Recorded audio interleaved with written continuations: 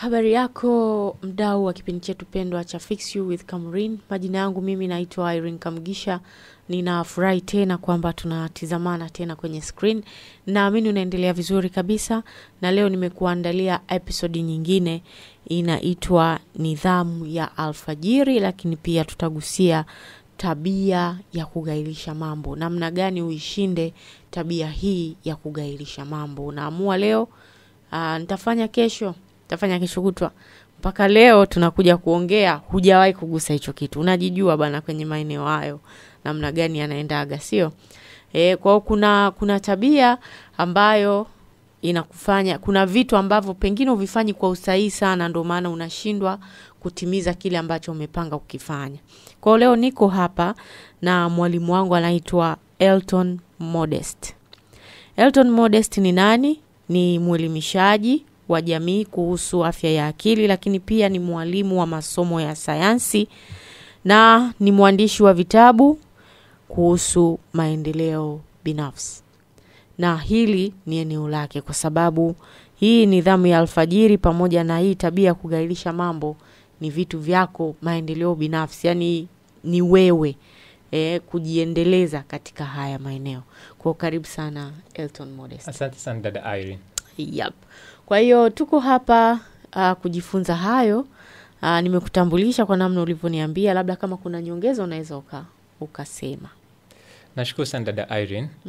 Umenitambulisha vizuri sana. Ni mwalimu, mwandishi na mwelimishaji wa jamii. Na unaipenda kazi yako sana. Alright, feel at home. Asante sana. Haya, tukiingia moja kwa moja kwenye kilichotuleta hapa. Naomba utuambie nini maana ya nidhamu ya alfajiri. Mtazamaji wetu, ninapenda kuielezea nidhamu ya alfajiri kwa maneno mepesi kabisa kwamba ni desturi endelevu ya kuamka alfajiri na mapema. Na desturi hii ya kuamka alfajiri na mapema, hii alfajiri ninayoizungumzia hapa ni saa 9 kwa baadhi ya watu, saa 10, saa 11, na kwa wale wanaochelewa sana saa 12 asubuhi. Lakini mara nyingi tunazungumzia saa 10 hadi saa 11. Kama unaweza kuamka muda huo kwa utaratibu endelevu, sio unaamka siku ya kusafiri tu. Sio unaamka siku ambayo labda una mtihani tu ili uweze kujiandaa kwa ajili ya mtihani. Hapana, kama ni desturi yako endelevu, maana yake sasa wewe una nidhamu endelevu ya kuamka alfajiri na mapema. Na hiyo ndio nidhamu ya kuamka alfajiri na mapema. Lakini jambo jingine la muhimu hapa kusisitiza ni kwamba nidhamu ya alfajiri pia ni tabia kubwa sana inayochochea mafanikio na maendeleo yako binafsi. Kwa hiyo ni vizuri sana kama wewe ni mtu ambaye unapenda kupiga hatua fulani, ukajitahidi sana kujenga tabia hii, kwa sababu ukijenga tabia na nidhamu ya kuwa unaamka alfajiri na mapema, maana yake ni kwamba kuna vitu vingi utaweza kuvifanya na kuweza kufanikisha malengo yako mengi ulionayo katika maisha. Alright, sawa. Kwa ni kujenga nidhamu ya kwa muendelezo, yani sio kesho sasa na mgeni asubuhi ndo inabidi utamaduni endelevu, iwe desturi. Iwe desturi yangu kufanya hivyo. Lakini ukweli mimi sio alfajiri sana, niwe tu mkweli katika hilo. Basi kuna faida gani za kujenga nidhamu ya kuamka alfajiri? Yani mimi nitafaidika nini mimi? Umeniuliza swali zuri sana dada Irene, kwa sababu ni takriban wiki 3 zilizopita mtu aliniuliza, sasa kaka Modest, kama kazini naanza kazi saa 2 asubuhi, kuna haja mimi kuamka alfajiri na mapema? Sina mishemishe mjini, nafanya kuamka alfajiri na mapema ili niende wapi? Sasa nilitabasamu na nikacheka kidogo, lakini nikaamua kuchukua jukumu la kumweleza kwamba hatuamke alfajiri na mapema ili kuwahi kazini. Na kama unafanya hivyo, hayo ni miongoni mwa makosa unayofanya, kwa sababu tuna watu ambao wanaamka alfajiri na mapema kwa ajili ya kuwahi kazini ili kukwepa foleni barabarani. Kuna watu ambao wanaamka alfajiri na mapema kwa sababu wana safari ya kwenda mkoani. Kuna watu ambao wanaamka alfajiri na mapema kwa sababu kuna mgeni fulani inabidi wampokee. Kama unafanya hivyo, huwezi kuona manufaa ya kuamka alfajiri na mapema, na mara zote utaubeza umuhimu wa nidhamu hii. Sasa, faida za kuamka alfajiri na mapema huwa ni zipi? Kwanza kabisa ni kwamba unapoamka alfajiri na mapema, unapata nafasi na muda wa kufanya kazi zako za muhimu pasipo ya purukushani zozote zile. Hakutakuwa na mtoto wakuja analia anasema, mama, sasa mdoli wangu iko wapi? Hapana, amelala, kwa unaweza kufanya kazi zako vizuri. Hakuna mtu anayekuja kukuambia hivi umbea wa jana dada hili umesikia kilichotokea? Hapana, unaweza kufanya kazi zako kwa amani na utulivu. Kwa hiyo hiyo huwa ni faida ya kwanza. Lakini faida ya pili ni kwamba unapata nafasi ya kufanya vitu ambavyo kawaida vinahitaji utulivu na usingeweza kuvifanya vizuri kama ni muda mwingine. Kwa mfano, ibada ni rahisi kuifanya asubuhi na mapema kama utaweza kujenga hiyo desturi. Lakini kitu kingine cha muhimu ni kwamba kama wewe ni mtu ambaye unakaa nje ya mji kidogo na tunajua kuna changamoto ya kufika kazini, inakuruhusu kuweza kuwahi kazini kwa sababu kuna foleni barabarani. Kwa hiyo ni rahisi kwako kuokoa muda unaotumia alfajiri kufika kazini ni tofauti kabisa na muda unaotumia kutoka kazini jioni kurudi nyumbani, kwa sababu jioni inakuwa ni muda ambao foleni barabarani ni nyingi. Kwa hiyo unaweza kuona kwamba kuna faida nyingi, lakini kikubwa hapa ni kwamba ule muda wa alfajiri ukiutumia vizuri unaweza kupata manufaa mengine. Ndio maana tunasema alfajiri ni wakati mzuri. Desturi hiyo ni kitu kizuri kwa ajili ya mafanikio. Kuna mtu aliwahi kuniambia kwamba nikiamka alfajiri nikaomba, nikafanya ibada, maombi yangu yanaenda haraka sana kwa Mwenyezi Mungu. Ninamwamini, japo ni mambo ya rohoni, lakini kwa kigezo cha kwamba kuna utulivu wa mazingira, kuna utulivu wa akili na nafsi, hujapata taarifa mbaya, hujapata habari za mtu kukatisha tamaa, ni rahisi kwako kuzama rohoni. Ndio. Hapo sawa. Haya, je, tunawezaje kuijenga sasa hivi? Mimi Irene, unanisaidiaje kuamka hiyo na ijengaje hiyo nidhamu ya kuamka alfajiri? Ni kweli, kwa sababu sifurahishwi na kuamka alfajiri mimi kabisa. Ninaelewa kuna aina hiyo ya watu, na hii inanikumbusha ambapo watu wananiuliza kwa kila mtu duniani amka alfajiri na mapema. Wao nawaambia hapana, kwa sababu kuna kada fulani, kwa mfano kada za afya, usalama, ikitokea kwamba kila mtu anaamka alfajiri na mapema, nani atakuwepo kutulinda usiku? Sasa itabidi walale pia. Nani atakuwepo kutuhudumia? Kwa hiyo katika hali ya kawaida katika jamii hatuwezi kuwa na watu ambao wote wanaamka alfajiri na mapema, lakini kama unafikiri unatamani kuijenga desturi hii, unatamani kujenga nidhamu ya kuamka alfajiri na mapema, kuna vitu ambavyo huwa ninasisitiza na mara nyingi huwa ni hatua 3 za kuzingatia ili uweze kuamka. Na hatua hizi, ya kwanza kabisa huwa ni baini saa ngapi zinakutosha kulala na ukaamka na utulivu. Wataalam wa afya huwa wanasisitiza kwamba usingizi ni muhimu kwa afya, na hilo ni kweli. Mimi ninaelimisha kuhusiana na afya ya akili, nafahamu usingizi ni chakula kizuri sana kwa ubongo, ukiachana na hewa ya oksijeni na virutubisho. Kwa hiyo ni vizuri ukalala ukapata usingizi wa kutosha, lakini ulale kiasi gani? Kwa sababu tukisema pata usingizi wa kutosha kwa ajili ya afya yako, kuna mtu ambaye atalala mpaka mgongo unauma. Hapana, mambo yatakiwa kuwa hivyo. Wataalamu wanashauri saa 8. Sasa ukiangalia saa 8 ni wastani wa saa 6 mpaka 10 ukipiga hesabu ndogo. Kwa hiyo maana yake ni nini? Hebu baini saa ngapi zinakutosha. Kama saa 6 zinakutosha, lala saa 6. Kama unaona hazikutoshi na 8 hazikutoshi, lala hata hizo 10. Lakini amua kwamba muda huu ambao ninalala, nikiamka kweli nina utulivu wa akili, nina utulivu wa mwili. Sio unaamka na uwenge kama vile umegongwa na lori. Hiyo sio nzuri, haitakusaidia hata kama utaamka alfajiri na mapema. Kwa hiyo ni hatua ya kwanza. Baini saa ngapi zinakutosha kulala na kuamka na utulivu. Jambo la pili la muhimu sana, amua muda maalum usiobadilika wa kulala, na hapa ndipo wengi wanapofanya kosa.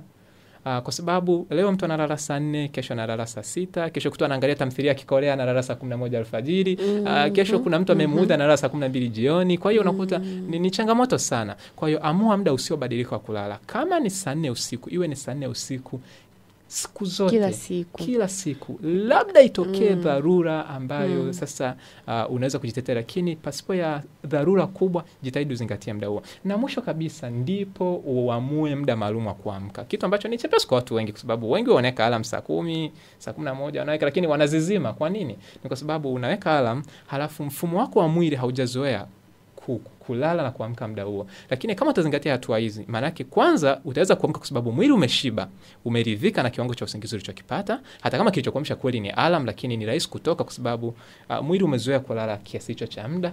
Lakini jambo la pili ni kwamba kama utazoea kuwa unalala na kuamka muda huo, kuna mfumo wa ubongo na mwili ambao tunasema ni circadian rhythm. Tuseme ni saa ya mwili ambayo imo ndani mwako ya kibiolojia, kwamba nitalala muda fulani, nitaamka muda fulani. Ndio maana ukijenga desturi utajikuta kwamba ni rahisi kwako siku nyingine kuamka pasipate alama. Ikifika muda huo usingizi unakata. Ikifika muda huo unaamka kwa wepesi. Ni kwamba mwili na Mwenyezi Mungu ni mwenye rehema sana. Ametengeneza mwili katika namna ya ajabu sana. Ukijenga desturi fulani, mwili unao unakupa ushirikiano.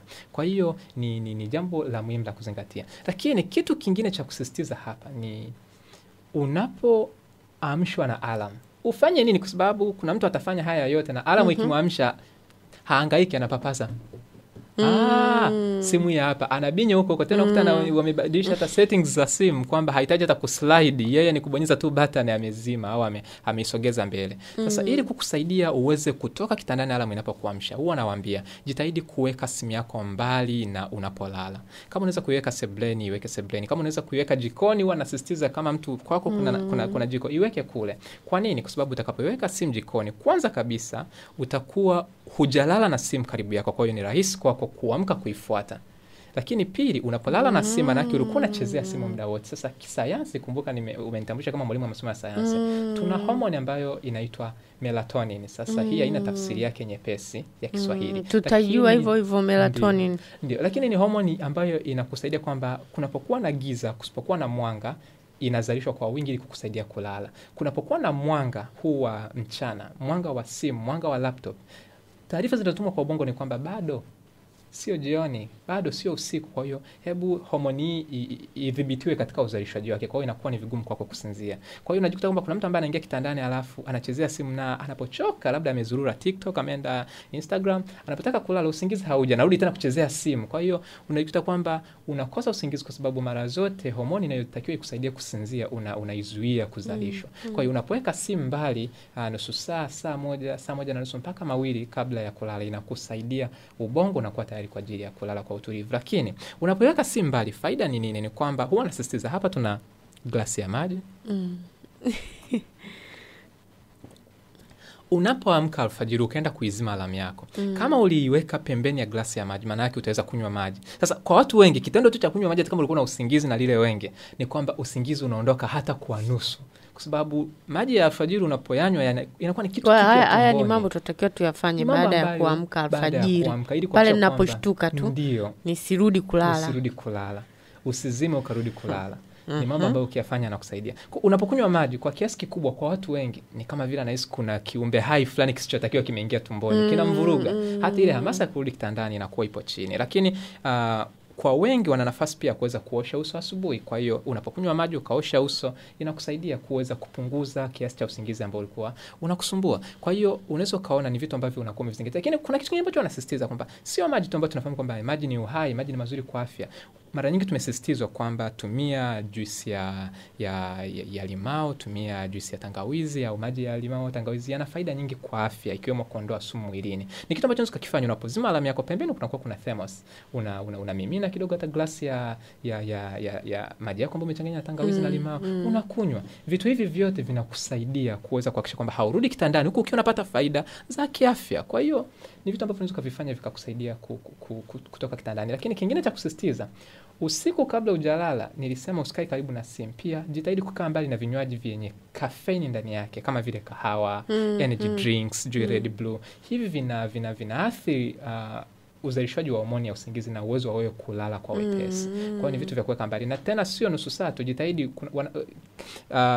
takwimu zimeonyesha na sayansi imeonyesha kwamba kafeini inaweza kudumu katika mfumo wa mwili hata kwa saa 8. Kwa jitahidi saa 8 kabla, itumia asubuhi, itakusaidia sana, utaona manufaa yake kama ni kahawa kwa ajili ya faida za kiafya. Lakini kuitumia muda mfupi kabla ya kulala sio vizuri kwa afya. Badala ya kuwa na faida inakuwa na hasara, kwa sababu inakwenda kuvuruga mzunguko wako wa usingizi. Kwa hiyo mpaka hapa nimegusia mambo ambayo inabidi uyafanye ili uweze kuamka kwa mafanikio. Ninamhakikishia mtazamaji wetu kwamba akizingatia saa ngapi zinamtosha kulala, akazingatia kulala muda maalum na kuamka muda maalum, na kufuata zile taratibu ndogo ndogo za weka simu mbali, jitahidi uweke karibu na maji ya kunywa au maji yenye tangawizi, na unapotoka kuifuata kuizima, kunywa, osha uso, ni rahisi kwako kuendelea na shughuli nyingine pasipo kurudi kitandani. Sasa nilikuwa na swali hapo la mimi nitajuaje sana natakiwa nilale masaa fulani? Swali zuri sana. Mimi nitajuaje yani? Ndio. Ni zoezi la patapotea. Unajaribu. Lala muda mwingi, lala muda kidogo, lala muda wastani. Mwisho angalia ni masaa machache kiasi gani ambayo ukilala unaweza kuamka vizuri. Kwa mfano, binafsi nimegundua kwamba nikilala saa 7 usiku mpaka saa 11 alfajiri naamka vizuri tu. Na hata jana nimefanya hivyo. Kwa hiyo nilikwisha gundua kwamba kulala kwa saa ngapi? Saa 7 usiku mpaka saa 11, maana yake ni saa takriban 4. Kwa hiyo nilishagundua kwamba saa 4 mpaka 6 zinanitosha kulala vizuri na nikaamka na utulivu. Chini ya 4 ninakuwa sina utendaji kazi mzuri. Zaidi ya 6 ninalala ile ya ziada tu. Ndio. Kwa hiyo unaona, lakini ni jambo ambalo nilijaribu. Kuna wakati nilikuwa nalala sana, nalala kidogo, napunguza, naona kwamba muda gani ambao ni rafiki kwangu. Na nina watu ambao nimewafundisha hili, wamekwenda wamekadiria kugundua kwamba wao saa 8 zile zinazoshauriwa za kitaalamu zinawafaa. Kwa hiyo ni watu ambao wanalala saa 8 ndo za kitaalamu, ambao ni wastani wa 6 hadi 10. Hawakubaliana wanasayansi wote kwamba 8 ndio zinatutosha, kwa sababu kuna watu ambao wanalala 6 na wako vizuri na wanatenda kazi vizuri. Kuna watu wanalala 10 na wakiamka wanalalamika, sijatosheka, nahitaji muda wa ziada. Kwa hiyo unaweza kuona kwamba ni mtu na mtu kuamua saa ngapi zinawatosha. Tuko tofauti binadamu, kama ambavyo hata vidole vya mikono havilingani. Kwa hiyo tuepuke nini tunapoamka asubuhi alfajiri pale, tuepuke nini? Asante.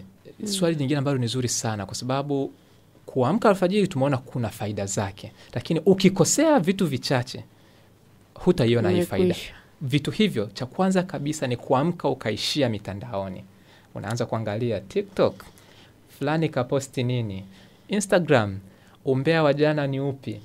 Hayo yote yanakufanya uitoe akili yako katika kutamani kufanya vitu vya maendeleo na kwenda kwenye viburudisho zaidi, na kwa asili mwili unapenda vitu vinavyofurahisha kuliko vitu vya maendeleo. Kwa hiyo utajikuta kwamba hamasa ulioamka nayo inapungua. Lakini kwa nini? Ni kwa sababu umeanza kwa kuangalia vitu ambavyo vinakufurahisha. Ukitaka kwenda kwenye mambo ambayo yanakuhitaji msukumo wa ndani, unajikuta kwamba huna hamasa hiyo. Lakini kwenda mtandaoni na kuanza kuchezea simu kunaweza kukufanya ukakutana na taarifa mbaya. Ukakutana na message, pengine ukasema tangu leo tusijuane mimi na wewe. Hiyo itakutoa mchezoni kabisa, ni vigumu kuendelea na siku yako ukiwa na ile ari na nguvu. Lakini jambo la pili, jitahidi sana kuepuka kufuatilia taarifa mbaya. Kuna watu ambao wakiamka asubuhi, wao ni kutaka kusikiliza nini kinaendelea duniani. Sio kitu kibaya, lakini fulani ananyongwa kule Vietnam, sijui nani amefanyaje, yani ndo taarifa unayoamka nayo ni kitu kibaya sana.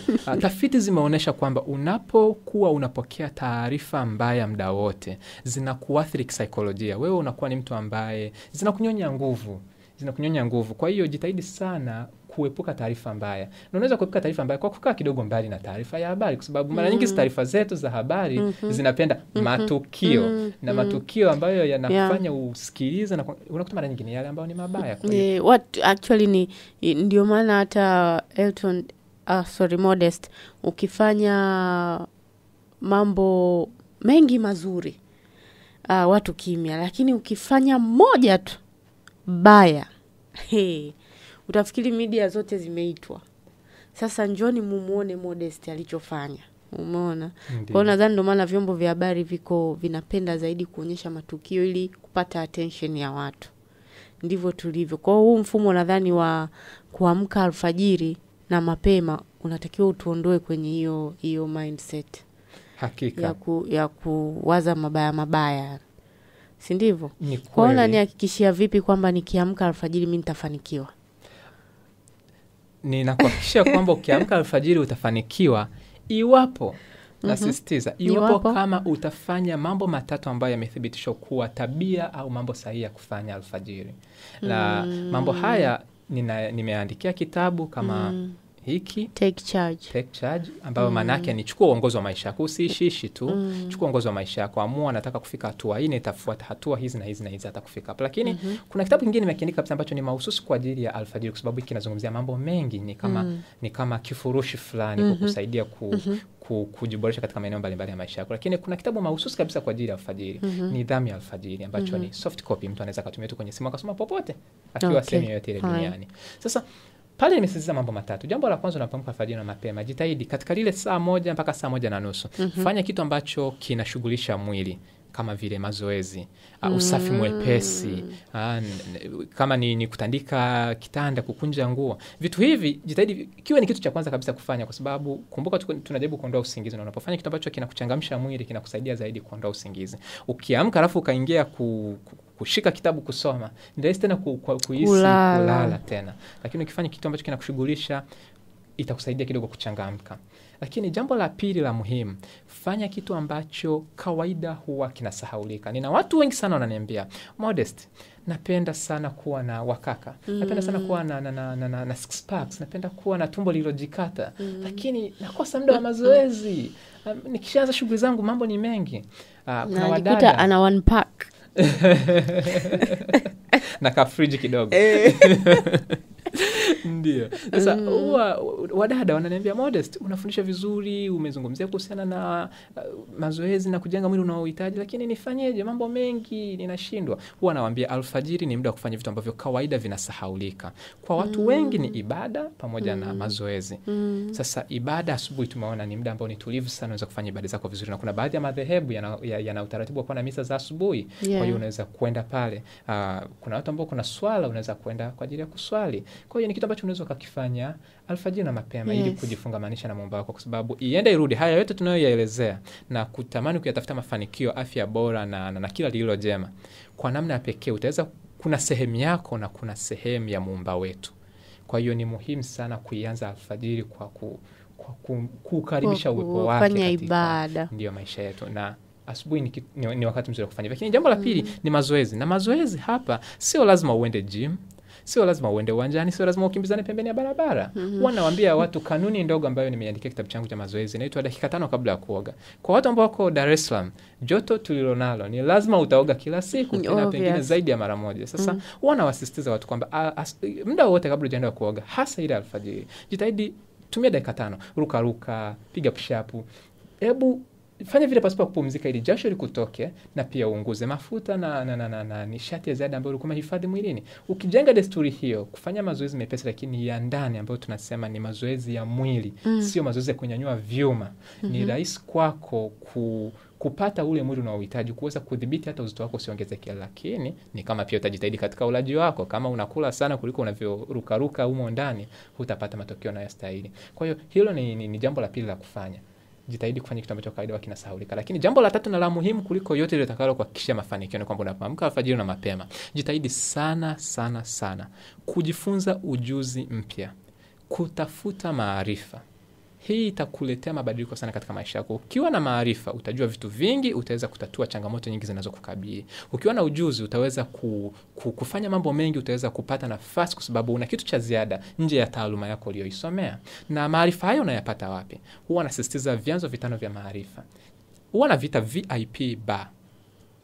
V ni video, I ni internet, P ni people kwa maana ya watu, B ni books, na A ni audio. Sasa video ni kama hii, mtu anayetutazama sasa hivi anajifunza mambo mengi, hajapoteza muda wake. Internet, Google, ChatGPT, sijui Google Bard, hizi AI zitakufundisha vitu vingi sana. YouTube itumie vizuri sana. Ni chuo kinachotembea kile. Exactly. Ndio. Kuna kila aina ya maarifa. Kuna kila aina ya maarifa. Na kule yamerahisishwa kuliko ambavyo wanasema maprofesa wetu wa vyuo vya Kitanzania wanakufundisha vitu kama flyover za London, lakini ukienda kule unakuta vimenyooka kama vile njia ya kwenda peponi.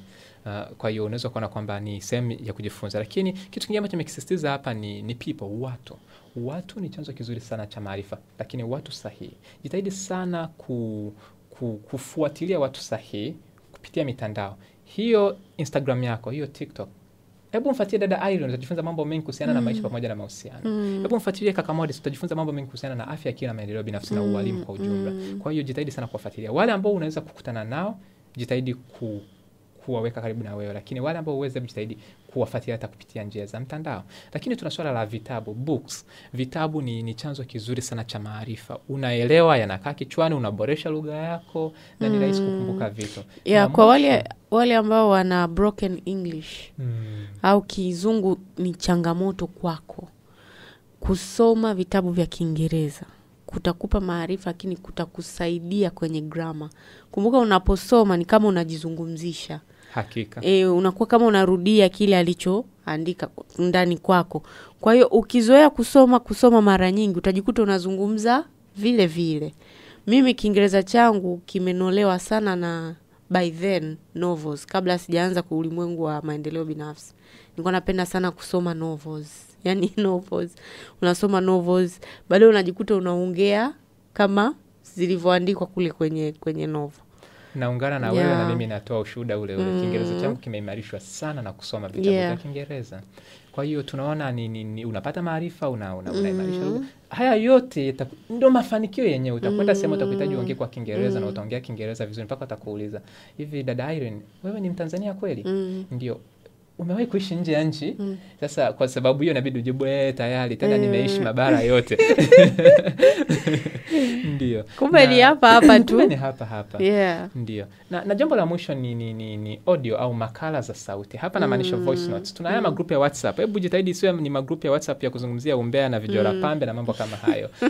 Jitahidi kwenda kwenye magrupu ambayo yana mafundisho. Kule utakuta wametuma waelimishaji tofauti wametuma voice notes. Zisikilize zile na uzuri unaweza kuzisikiliza huku ukiwa unafanya shughuli zako nyepesi pale.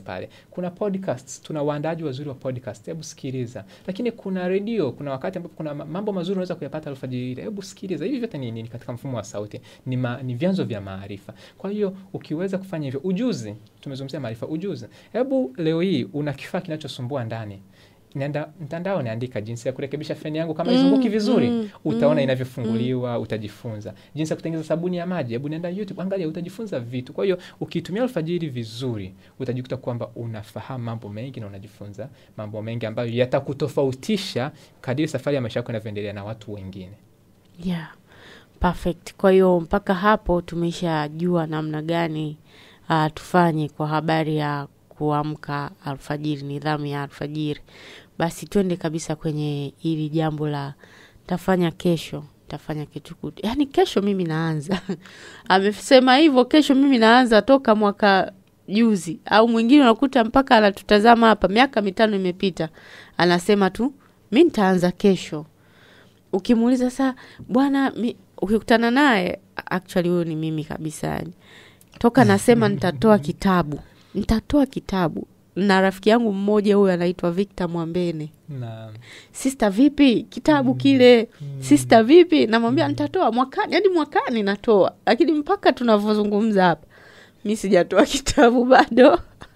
However, mimi naweza nikajitetea kwamba nimekuwa nikifanya mambo mengine. Moja wapo ni hili ambapo tumekaa na kuzungumza siku ya leo, lakini sio excuse ya mimi kutoa kitu kama haka jamani au sio modest. Ni kweli unasahau kitu Darren, umenilea sana nikiwa bado chuo. Na nakumbuka ulizungumza ile la nitatoa kitabu tena na title yake ningeweza kutaja lakini sihitaji hapa. Yes, ushanishikisha hata title ile mpaka leo haijatoka. Nashangaa sasa, hebu tutazame kwa nini unapitia hiyo changamoto. Haya, sawa. Kwa hiyo tuzungumzie kwanza maana ya kugaili ni nini. Japo tunaijua lakini tusikie tu maana ya kitaalamu, maana ya kugaili, ugairishaji maana yake ni. Ndio. Uzuri wa ugairishaji ni kwamba haina tafsiri kubwa sana kitaalamu. Kama ulivyosema ni ile tabia ya kusema nitafanya leo, hufanyi, unasema nitafanya kesho, unasema kesho kutwa, wiki kesho mwakani. Kwa ni ile tabia nitafanya lakini hufanye. Hiyo ndio tabia ya kugairisha mambo. Na takwimu zinaonyesha kwamba tabia hii wanayo watu wengi sana. Yani ni watu wengi sana.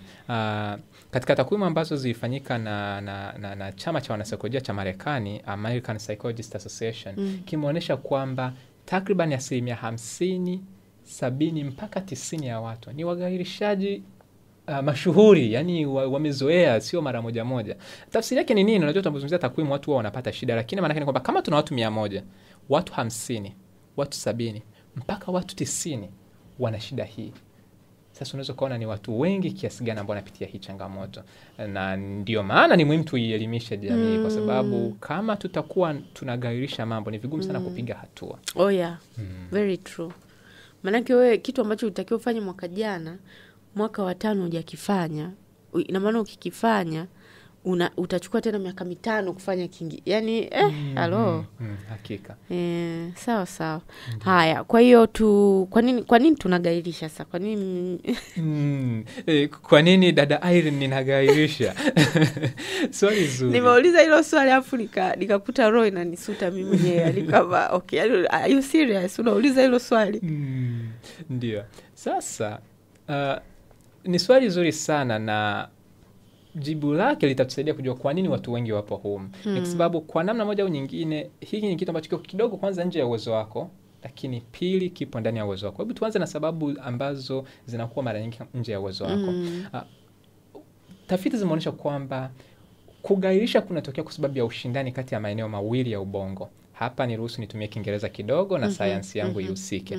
Maeneo hayo yanaitwa limbic system na prefrontal cortex. Ni maeneo ya ubongo. Kwa hiyo hebu usihangaika na ugumu hayo maneno. Cha muhimu ni kuzingatia kwamba kuna maeneo mawili ya ubongo ambayo yanakusaidia kufanya maamuzi ya kila siku na utendaji wa kila siku. Maeneo hayo yanapokuwa na ukinzani, inakuwa ni vigumu kwako kuamua ufanye kipi. Sasa kwa asili, kipindi tunaishi mapangoni, ilikuwa tunajitahidi kujenga tabia na kufanya vitu ambavyo vinatuepusha na hatari, na tulikuwa tunajaribu kutafuta namna nyepesi. Sasa kilichokuwa kinatuongoza mara nyingi wakati ile ilikuwa ni sehemu ya ubongo hiyo ambayo ni limbic system. Ikawa inatusaidia kama kuna hatari unaikwepa, kama kuna kitu fulani ambacho unajua kina madhara unakikwepa. Kwa hiyo unajaribu kutafuta namna nyepesi zaidi ya kuweza kuishi na kupata unafuu na ahueni ya maisha. Lakini baadaye kulingana na maendeleo na mazingira nazidi kuwa rafiki, tumejikuta kwamba hakuna hatari nyingi katika maisha ya kawaida kama zile za mapangoni. Ila lile eneo la ubongo lilijengeka na likaimarika kiasi kwamba leo hii eneo linalotakiwa kutusaidia kufanya maamuzi vizuri, prefrontal cortex, linashindana kwa kiasi kikubwa sana na limbic system. Kwa maana ya kwamba limbic system ni lile eneo la ubongo linalojenga hoja. Sasa Modest, amka alfajiri. Unapofikiria kuamka alfajiri, na hili nasisitiza, nilisahau kidogo pale mwanzo, alamu inapotoa mlio, hebu amka pasipo ya kufikiria, kwa sababu ukianza kufikiria hivi ndio ile alamu ya kwanza limetega 3. Mimi napenda sana smartphone Modest. Unajua ile alamu inapoita kuna kidude fulani wameweka wenyewe kinaitwa snooze. Kiita tu bwana usijisikie snooze. Una snooze. Snooze mpaka unakuta saa 1 kamili. Naamka. Ndio. Ni muhimu sana kuhakikisha kwamba inapokuamsha, yani fiatuka kitandani. Au basi tusitumie alamu za simu, labda uniambie hivyo.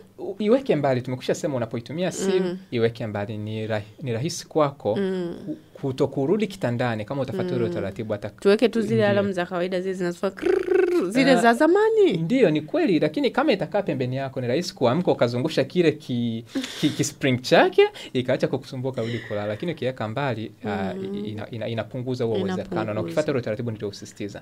Kunywa maji, ukafanya shughuli na nini. Sasa ilikuwa ninasisitiza kwamba tunapata shida kwa sababu alamu inapokuamsha, hoja inaanza kujengeka.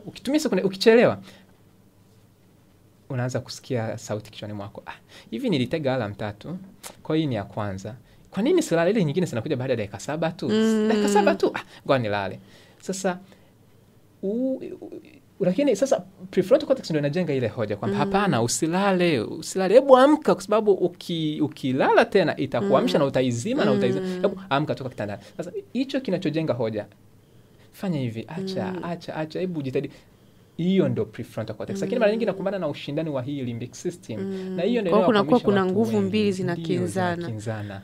One is telling you to do the right thing, the other one is saying no, wait a minute, wait. Inataka kamserereko, inataka namna nyepesi, haitaki mateso. Na inafurahisha sana ile, kwa kweli mimi naipenda. Ndio, na zamani ilikuwa ni nzuri, kipindi tuko hatarini, kwa sababu ilikuwa ukitaka labda kuenda sehemu ambapo labda ni pango ambalo linaweza kuwa na hatari, au kukutana na nyoka. Yasema hebu tukae hapa tuko salama, tutulie hapa. Kwa hiyo inakuepusha na hatari. Lakini leo hii mambo yako tofauti, mazingira sio hatarishi kiasi hicho. Kwa hiyo ndio sababu ya kwanza ambayo nimeamua nianze nayo. Lakini sababu kubwa ambayo nitaifanya kama ya pili, sio ushindani kati ya hayo maeneo mawili ya ubongo. Sababu ya pili ni watu wengi wanategemea hamasa na hisia za ndani kufanya vitu. Kwa hiyo wana ile kitu ya sijisikii leo.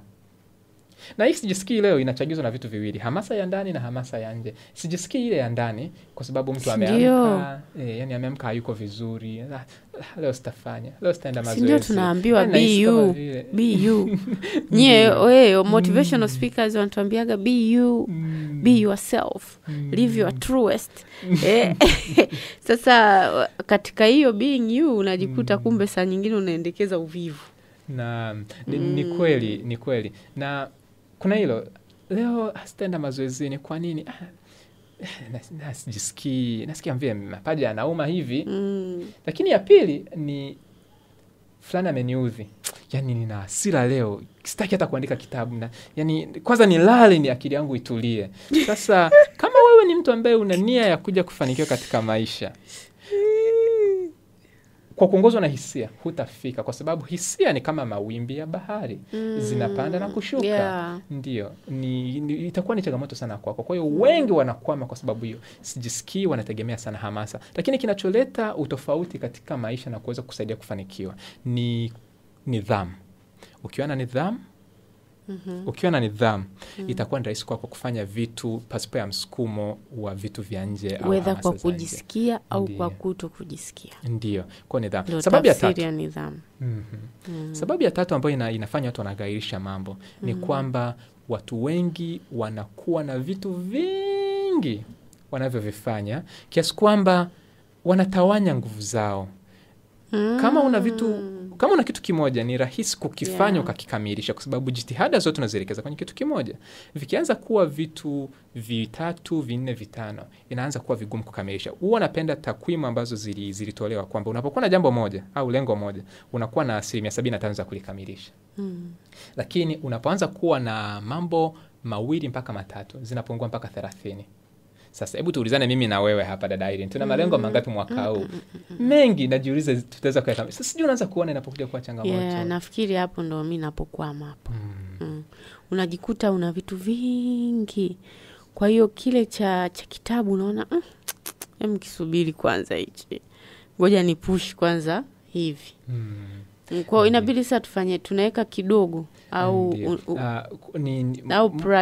kuprioritize au ni muhimu kuwa na malengo machache, ni jambo la kwanza. Lakini jambo la pili litakalo kusaidia, ambalo pia ndio changamoto kwa nini watu wengi wanagairisha, ni kwamba hawana mfumo wa uwajibikaji, hawana viwajibishi.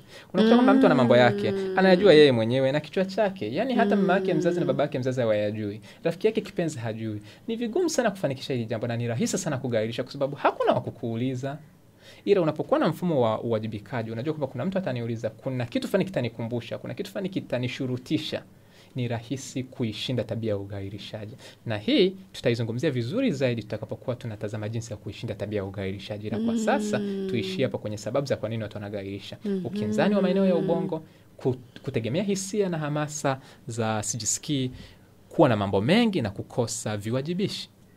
Okay, sawa. Na sasa hapo tuje basi utuambie namna tunaweza kuishinda tabia ya kugairisha mambo. Namna tunaweza mimi anatamani kusikia. Ndio. Namna tunaweza kuishinda hii tabia ya hii nitafanya kesho kutwa hivyo. Ndio. Yaani kwa lugha nyepesi sana. Tukubaliane kwamba kwanza hakuna mtu ambaye kugairisha duniani. Hata mwanasaikolojia Joseph Ferrari ambaye tunasema amebobea sana katika eneo hili, hata yeye amekugairisha. Kwa hiyo kugairisha walau mara moja kwa mwaka, kwanza takwimu zinasema kila mtu duniani amewahi kugairisha walau mara moja. Kwa hiyo ni kitu ambacho kinatokea. Tatizo ni inapokuwa tabia, inapokuwa desturi. Hilo ndilo tatizo. Sasa ufanye nini ili kutatua shida hii? Cha kwanza kabisa, kama una lengo kubwa sana, livunje katika hatua ndogo ndogo. Huwa napenda kutumia mfano wa kufua nguo kwa vijana ambao ni kama mimi, hujaoa na una nguo ndani ambazo unatakiwa uzifue. Tenga lote. Kila ukifikiria kulifua unasema kesho asubuhi naamka naanza nalo. Ukiamka asubuhi ukilitazama unasema hebu kwanza niende kazini, nikirudi jioni nitalifua. Ukirudi jioni unalitazama unasema kwa mchoko huu kesho ninaanza nalo. Yaani kesho sio kama leo siangu. Kwa unakuwa na kitu kikubwa sana kiasi kwamba unashindwa kukianza. Kila ukifikiria kinakutia uvivu, kinakutia kusita fulani. Lakini kumbe ukiamua kuvunja lengo lako kuwa kitu kidogo, ni rahisi zaidi kuweza kutekeleza. Kwa hiyo badala ya kufua tenga zima, unapokwenda kuoga, toa nguo 3 zifue. Ukifanya mchakato huo siku 3, 5 mpaka wiki, utajikuta kwamba lile tengo umelipunguza, na kuna siku utakuwa na hamasa zaidi kwa sababu umeanza kidogo ukapata msukumo wa kuendelea, utaweza kufua hata zaidi. Kwa hiyo ni vunja lengo lako. Huwa katika saikolojia tunasema mle tembo. Tembo huwezi kumla ukamaliza siku moja. Ile unaweza kumla kidogo. Punguza kazi ulionayo kidogo. Unapenda kuandika kitabu. Cha kwanza kabisa ningekwambia kwamba hebu orodhesha kitabu changu natamani kiwe na yaliomo yapi, kiwe na chapters zipi. Baada ya hapo unaamua kwamba nitaandika chapter hii, lakini nitaandika labda kurasa 2 kidogo. Hata kama itatokea utakuwa unagairisha, lakini utendaji utakuwa ni zaidi ya unavyogairisha. Utakuwa unapanda na kushuka, lakini unapanda na kushuka kwa kwenda juu, inakuwa ni rahisi zaidi. Kwa hiyo vunja lengo lako katika vipande vidogo. Lakini jambo la pili kubwa na lenye nguvu kuliko vyote, lazima utengeneze mfumo wa viwajibishi. mfumo wa kukuwajibisha kwa kushurutisha. Na hapa wanapenda vitu vitatu. Kwa bahati mbaya sina tafsiri ya Kiswahili, lakini la kwanza ni to-do list. La pili ni checklist, na la tatu ni accountability partner. Uzuri wa accountability partner ni nayo tafsiri ya kwamba ni watu wa kukuwajibisha. Tuanze, to-do list ni nini? Hii ni orodha ya vitu vya kufanya kila siku ambayo unaiandaa siku moja kabla. Maana kwa mfano ni leo ninataka kufanya kitu kesho. Unaandaa orodha hii kwamba kesho natamani kufanya kipindi na dada Irene, natakiwa niende kuwaona watoto yatima, natakiwa niandike kitabu. Haya ni mambo ambayo unayaorodhesha. Kwa unapoamka una muongozo, hauanzi kujiuliza hivi leo nifanye nini? Tayari unajua nafanya hiki na hiki na hiki na hiki na hiki. Tena wanawaambia watu kama wewe unapata shida kufanya mazoezi, ikibidi lala na nguo za mazoezi na viatu weka pale chini. Yaani ukifiatuka kitandani ni kuvaa viatu nje ya nyumba. Kwa hiyo unaona ni namna ambayo inakusaidia. Lakini cha pili ni checklist. Zile tabia ambazo zimekuwa ni changamoto kwako kuziendeleza, kuzidumisha. Jitahidi sana kuzitengenezea checklist. Checklist ni utaratibu fulani wa kurudia kitu kile kile. Jumatatu, Jumanne, Jumatano mpaka wiki nzima inakamilika. Unaweka tiki ulipofanikiwa, unaweka mkasi ulipokwama. Utafanya hivyo, mwanzo itakuwa ni vigumu, lakini baadaye tunakuta zile tiki zinajirudia. Kwa mfano, unatamani kuamka alfajiri, andika kwenye karatasi, tena bandika ukutani panapoonekana. Kuamka alfajiri Jumatatu, Jumanne, ulipofanikiwa Jumatatu tiki, Jumanne umefeli, Jumatano tiki, Alhamisi, Jumamosi umefeli. Kwa nini umefeli? Mwisho wa wiki unatathmini, unaboresha mbinu. Ukiendelea vile, baada ya miezi mitatu utajikuta ni rahisi kwako kuamka. Unapenda kusoma vitabu, unakwama, lakini sema nitasoma kurasa moja tu. Kwa nini pale kurasa moja unabandika ukutani, kwa unakuja unajitahidi unasoma. Aidha ukiwa kwenye daladala au umerudi njiani au unajitahidi unapitia. Ni kitu ambacho ukijenga ule utaratibu wa kuwa unakirudia kila kitu, itafika sehemu inakuwa rahisi kwako kukifanya. Na mwisho ni accountability partner, na watu wa kukuwajibisha. Na hapa ndio vitu kadhaa natamani kuvisisitiza. Kwanza kabisa lazima ufahamu kwamba takwimu zimeonyesha ukiwa na mfumo wa uwajibikaji. Takwimu hizi zilifanyika na American, tuachane na nani alifanya, lakini takwimu hizi zilipofanywa zilionyesha kwamba kama una mfumo wa uwajibikaji unaweza kutimiza lengo lako kwa 65%. Ambapo sasa tunasema una checklist, una to-do list, una accountability partner. Lakini kama una mfumo wa uwajibikaji ambao unakuonyesha unawajibika kwa nani, kivipi, lini, na kuna adhabu ipi au kuna athari zipi usipotekeleza jambo fulani, kuna uwezekano mpaka 95% kukamilisha hilo. Kwa hiyo wengi wetu tusingekuwa tunagairisha mambo kama tungekuwa tunajua kuna athari fulani itatupata. Lakini mara nyingi tunagairisha kwa sababu unajua hakuna atakaye niuliza. Kwa nini kazini ni vigumu mtu kuleta mchezo? Ni kwa sababu anajua kuna biometric sign in, lazima atasaini kwa njia ya kiganja. Kwa mambo ya ugairishaji yamekaa katika kama ni ule uvivu wa mwili na uzito. Ukipigiwa simu sasa hivi dada Irene, hebu andika kitabu hicho Mama Samia anataka kukiona baada ya miezi 2. Nina uhakika kitaisha. Kwa hiyo inaonyesha kwamba mwili wetu Mwenyezi Mungu ametujalia una uwezo mkubwa sana. Sasa ufanye nini katika kuwa na watu wa kuwajibisha? Jitahidi sana utafute watu ambao watakuuliza unaendeleaje na lengo lako. Watu hawa wawe na sifa 3. Sifa ya kwanza, wawe ni watu ambao unawaheshimu sana kiasi kwamba huwezi kuwaletea mchezo. Mara nyingi hapa ni mentor wako, ni coach wako au kiongozi wako wa kiroho au katika eneo lako la kazi, ambaye unajua usitaki kumletea mchezo kwa sababu kwanza anatenga muda wake kwa ajili yangu. Kwa hiyo nikimpoteza hapana. Jambo la pili, kama huwezi kumpata mtu wa namna hiyo, jitahidi awe ni mtu ambaye ana mamlaka ya kuweza kuchukulia hatua.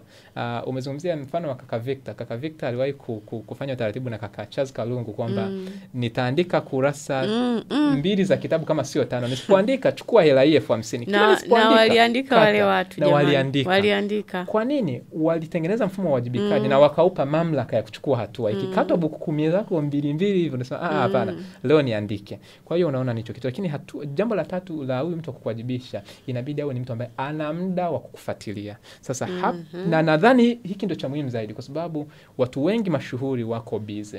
Wana mambo mengi. Sasa na ugairishaji ni kwamba mwili haujisikii. Kwa kama hujisikii, hutajisikia hata kuripoti kwa mtu anayetakiwa kuwajibisha. Lakini kama yeye anaweza kupigia simu akakuuliza, "Modest, umefikia kitabu cha ngapi? Modest, lengo fulani limefikia wapi? Dada Irene, umefikia wapi?" Ni rahisi kwako kuweza kuwajibika. Kwa hiyo ugairishaji ni kitu ambacho tunaweza kukitatua. Na hatua ya 3 ukiacha ile ya kuvunja lengo, kuwa na mfumo wa wajibikaji. Hatua ya 3 ni kuwa na lengo ambalo umelivunja na kulieleza vizuri.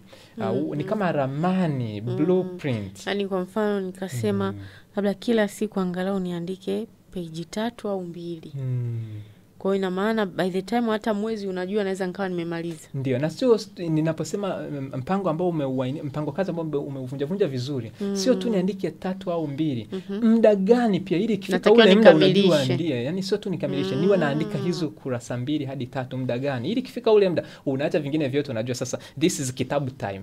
Huu ni muda wa kuandika kitabu. Inakuwa ni rahisi zaidi unapokuwa na, kwa sababu ni vigumu sana kuchangamkia kitu, kujituma katika kitu ambacho huoni mwisho wake ukoje. Lakini unapojua kwamba ninalenga kufika pale, hata hamasa na msukumo vinakuwepo. Na mwisho kabisa, inabidi nisisitize kujali sana afya yako ya mwili na akili, kwa sababu nimegundua kwamba watu wengi wanashindwa kufanya mambo wanagairisha kwa sababu wanapitia changamoto za afya ya akili.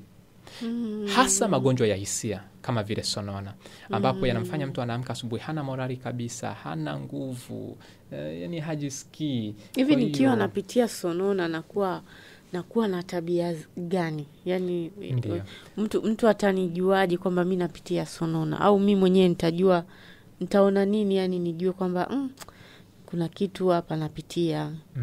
Kitabibu, kwa mujibu wa DSM-5 ambao tunasema ni kitabu kinachotumiwa na wataalamu wa afya ya akili, tunasema kuna dalili takriban 7 hadi 9, lakini kubwa 2. Cha kwanza ni kukosa hamasa katika vitu ambavyo kawaida wao unavifurahia.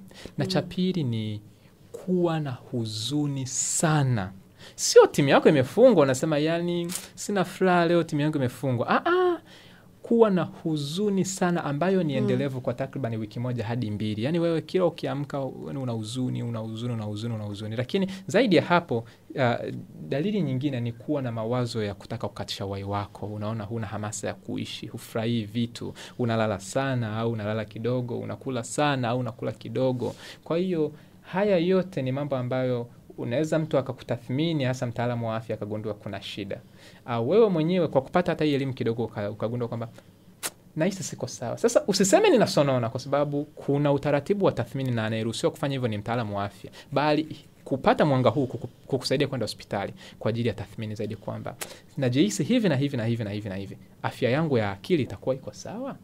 Kwa hiyo ni hatua moja. Kwa hiyo nilikuwa nasisitiza kwamba jali sana afya yako, kwa sababu kama afya ya mwili ni dhaifu, kama afya ya akili inalegalega, ni vigumu sana afya ni mtaji jamani. Kama afya ina shida ni vigumu sana kukamilisha chochote kile. Ni rahisi sana kugairisha mambo. Na hata kama utakuwa na hamasa ni vigumu sana kuinuka na kwenda kutekeleza. Ndio. Alright, nakushukuru sana Elton Modest kwa elimu hii ya leo. Kwa hiyo tukishajua hapo nidhamu ya alfajiri, tukaacha na kugairisha mambo, kwa kweli mafanikio sasa si ndo guarantee au? Ili ufanikiwe utahitaji kufanya vitu vingine vya ziada vichache, nitaviorodhesha bila kuvifafanua. Itabidi ujifunze kutafakari siku yako imeendaje, unakosea wapi, unafanikiwa wapi, pale unapofanikiwa umetumia mbinu gani ili uzirudie zile na upate mafanikio vile. Maisha yanashangaza. Lakini pia unakosea wapi ili ujifunze kutokana na makosa yako, kwa sababu watu wanaofanikiwa ni wale ambao hawajutii kukosea, bali wanaona makosa kama mwalimu.